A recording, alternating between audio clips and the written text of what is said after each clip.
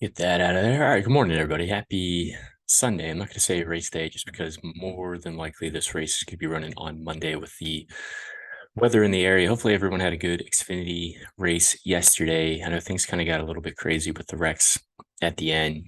Still was able to have a relatively good day, but those wrecks definitely hurt. So we're talking about the short flat track. I guess you can call it a short flat track. It's really a mile, but we're talking about the Magic Mile, New Hampshire, Loudon, Motor Speedway, except we're likely racing on Monday. One thing to note, more than likely not going to get any content out next weekend. I am headed to Pocono for the race weekend, so really looking forward to that. It'll be my third track of the year that I'll be attending, my second new track of the year as well. So I was able to go to Dover, Mid-Ohio, and then Pocono later coming up next week. So really looking forward to that. But because of that, more than likely, I'm not going to be able to, I know for sure I'm not going to be able to get a picks video out. Might be able to get some spreadsheets out. I'll keep everyone posted on Twitter. It's at Fast Cars FM. As far as this race goes, what are we really looking at? As always, we want to look at the practice data, qualifying where these teams start. And then other than that, maybe if we're in between two drivers, we're going to look at the 2023 short track data. So, Phoenix, Richmond, Martinsville, you can even look at Gateway, to an extent. And then we can also look at track history, specifically how they ran here in 2022 in the next gen car. Got 301 laps. So historically, what we see at New Hampshire is the plays in the back don't historically, always do as well. You don't want to really chase those place differential plays. And of course, he has some obvious place differential plays, which we'll talk about today, which you can still easily get in your lineup with some lap leaders, but you really need to focus on nailing those lap leaders, those dominators, 301 laps. So every time they go around, there's going to be fast lap and laps lap points. So you don't want to miss those. And one thing I just want to point out, this is actually our 200th video that we've put out. So this is our third year of doing this. So I really appreciate all the growth and support we've had from now, from video one all the way up to now. It's been a lot of fun. So thank you guys for all that. But all right, so looking at the slate, same thing with the Xfinity series yesterday. The two most expensive, or I guess Chandler Smith wasn't the most expensive driver. Maybe he was. I really don't remember. But you got Christopher Bell and Martin Truex Jr. there on the front row, the JGR cars, and you got Hamlin, Larson, Busch, and Elliott. So the first four cars are going to be all high interest for me, and I kind of group them in two different categories. So Bell and Truex, extremely fast. I would say Truex arguably has the better car. So if you're only going to play one of them, I personally am going to lean on Truex over Bell. But I think you can make an argument for playing both. I played both John Hunter Nemechek and Chandler Smith yesterday. I thought Chandler Smith would lead a little bit more laps than he did, but I'm glad that I played both, because if I would have just played Chandler Smith thinking he was going to be my lap leader, I would have missed out on all those dominator points that John Hunter Nemechek got. Even though Chandler Smith didn't lead a ton of laps, he still had a pretty good day. He still finished well. He still scored well. So I suspect this is going to be relatively the same for Bell and Truex. By playing both of them, it basically guarantees that you're going to eat up a lot of those dominator points, or, you could take a stand, take a risk, and only play one of them. I would not advise fading both of them. I can see making the argument for playing one of them, but Bell's been extremely fast here at New Hampshire. He won this race last year. He's on the pole. He has clean air. Been pretty good at the short flat tracks. Same with Truex. I mean, Truex doesn't have a win at New Hampshire yet, but I think if there's any day that could change, maybe it's not today, but maybe it's tomorrow, when they actually run this race. So really like both those drivers. Those are my two highest projected points getters. I have Truex projected a little bit higher just based off of practice times, but I don't think you could go wrong with either of them. So Bell and Truex are going to be my lap leaders, and then you want to pair them or one of them with either other potential lap leaders or some place differential plays that you see moving forward through the field. Hamlin and Larson are going to both be in that category for me. So Hamlin and Larson are more place differential upside plays. However, they do have the upside to get out front and lead laps should they somehow able to cycle to the front of the pack, whether it's somewhere in stage 2, somewhere in stage 3. Maybe there's some cautions that mix things up. Hamlin's expensive, so it's gonna be hard to get to Bell. It's gonna be hard to get 3 of these drivers in your line. It's definitely possible, but most likely, you're only gonna be playing 1 of Bell and Truex, and then maybe pairing them with Hamlin and or Larson, especially if, like we saw yesterday with the Xfinity race, like, maybe Martin Truex Jr. runs away with it and he gobbles up all the points. Yeah, but Christopher Bell might still, score well from a finishing point standpoint, but that would really allow for a single dominator lineup to really allow, players like Hamlin and Larson to have a really good day. I like Larson a little bit more than Hamlin. Larson was a little bit off, but Hendrick Motorsports as a whole was kind of off yesterday, looking at the practice times. But he's been the car to beat on these short flat tracks. He's 4th at Phoenix. He won at Richmond, won at Martinsville.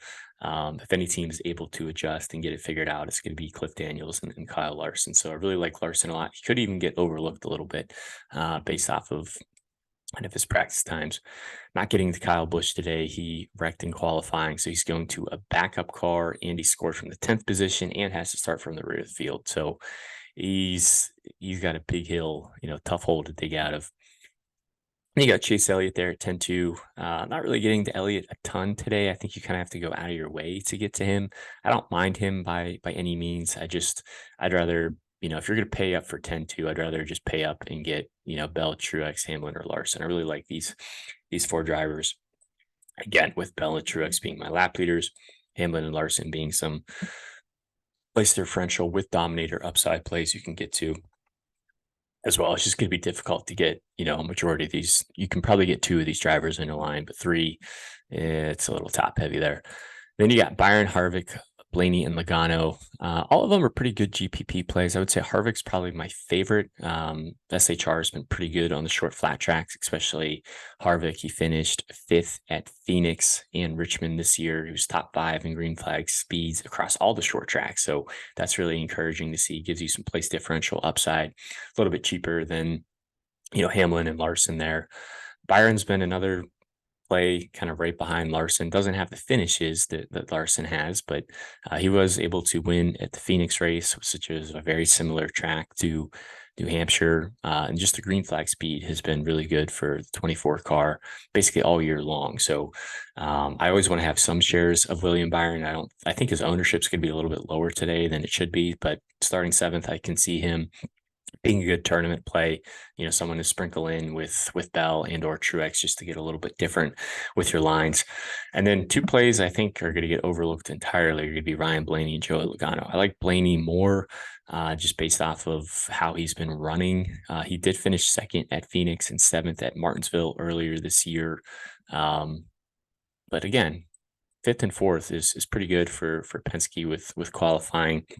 I think a lot of people are going to overlook them. I don't think it's really easy to get to this range. So definitely more tournament plays, but I'm probably going to be over the field on my Ryan Blaney ownership. Maybe Logano too. I got a little bit more Blaney than I do Logano at this moment.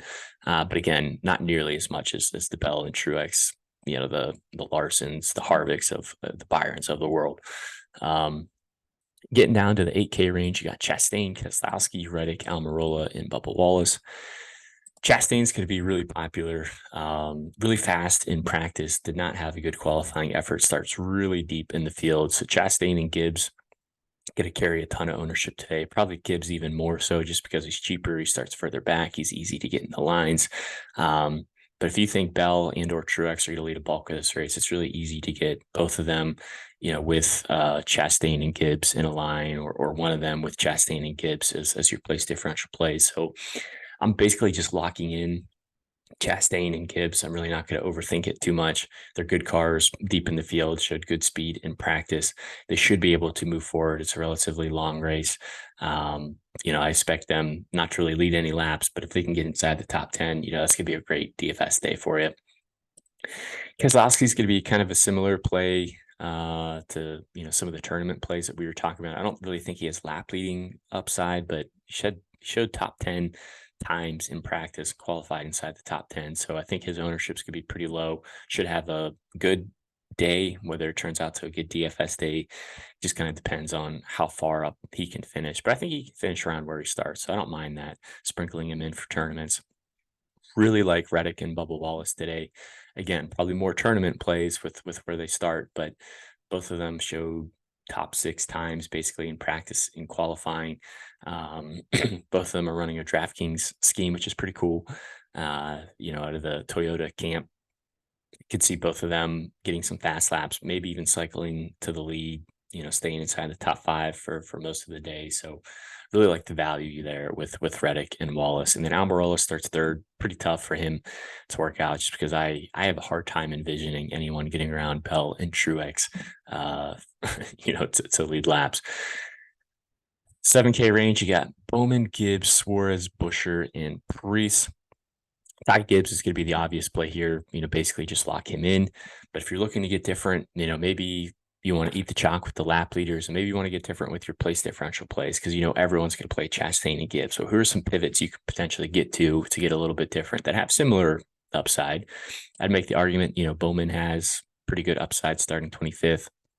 I'd much rather pay down for Christopher Buescher, though, starting 26. He starts one spot further back. I like him more than Bowman just based off the practice times. So, maybe you fade Gibbs or Chastain. Maybe you get some salary relief. You get off Chastain, you go Gibbs, Buescher, for example, or Gibbs Bowman.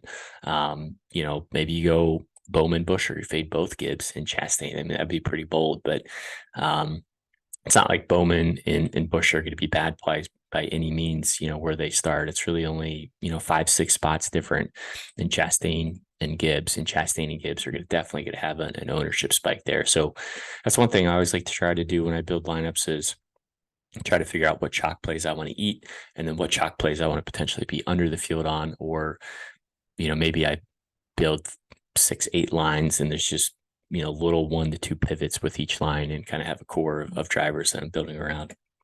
Not really getting to Suarez. I like Preece a lot coming into this weekend. This is probably arguably Preece's best track, and SHR is pretty good on these short flat tracks. So same with Briscoe. Preece and Briscoe for tournaments, I'm probably going to be above the field in ownership there. Those, Briscoe and Preece could even be another potential pivot off the Gibbs and Chastain chalk. But for me, I still want to focus on Chastain and Gibbs. Just, if you're trying to find a way to get different, those are some good place differential options for you. Not getting the Dinger, Dillon, just start a little bit too far forward, and it's hard to feel confident plugging them in based off the place differential plays around them. Eric Jones starts deep. I mean, most likely he'll be able to contend for a top 20. I'd rather, if you can pay up for those other pivots in the 7K range, I'd rather do that. Not really getting the Stenhouse or Cindric today for basically the same reasons of Dinger and Dillon. And then you get down to the punt range. So really like Michael McDowell and Justin Haley. I like McDowell more just based off of his practice times. He was extremely quick in practice. I mean, he slipped back a little bit in qualifying, but if we're suspecting more of a green flag run, not a ton of chaos, it's going to be hard for these back markers to really, I don't want to say pay off, but it's going to be hard for these back markers to score well, because I don't think they're going to gain a ton of spots. Whereas Michael McDowell, yeah, he doesn't give you a ton of place differential upside, but, maybe you can finish 15th. Maybe you can get inside the top 12. Those finishing points along with some place differential points at his price. I really like the upside that he has. Basically the same argument for Justin Haley. Just Michael McDowell had much better, not much better, but definitely better practice times than Haley did. But Haley wasn't far behind him either. McDowell and Haley definitely stood out from everyone else in this range. So McDowell and Haley would be my 2 favorite punt plays. And if you need some salary relief, might as well just go all the way down and get Cole Custer there. Yeah, he's in the Rookware Racing, 51 machine, but he starts 34th, basically DFL. All he really needs to do is finish the race. And if you can get some salary relief, it allows you to plug in those place differential plays, the Chastains, the Gibbs, the Hamlins, the Larsons, while still getting those lap leaders too, like Bell and Truex. So it'll be interesting to see how this slate breaks out. Like I said, Bell and Truex are my 2 favorite lap leaders. I think you can make an argument for playing both of them together. If you're only playing one of them, I personally am going to lead on Truex. And then it's really just pairing them with those place differential plays that we talked about, Chastain, Gibbs, and then maybe some, tournament pivot GPP types of options you want to sprinkle in there. Those would be the William Byrons of the world, the Blaneys, the Reddicks, the Wallaces, plays like that. Those are really how I'm building my lines, and then rounding it out with, either McDowell, Haley, or Custer, depending on how the top of the slate breaks out there. So hopefully that's been helpful for you guys. If it has, dropping a like, a comment, subscribing is always appreciated. And then if you guys want the spreadsheet, it's up on Twitter at the moment. It's at FastCarsFM. But have a good Sunday, and most likely we'll not catch you next weekend, but hopefully the weekend after that. So, all right, thanks, guys.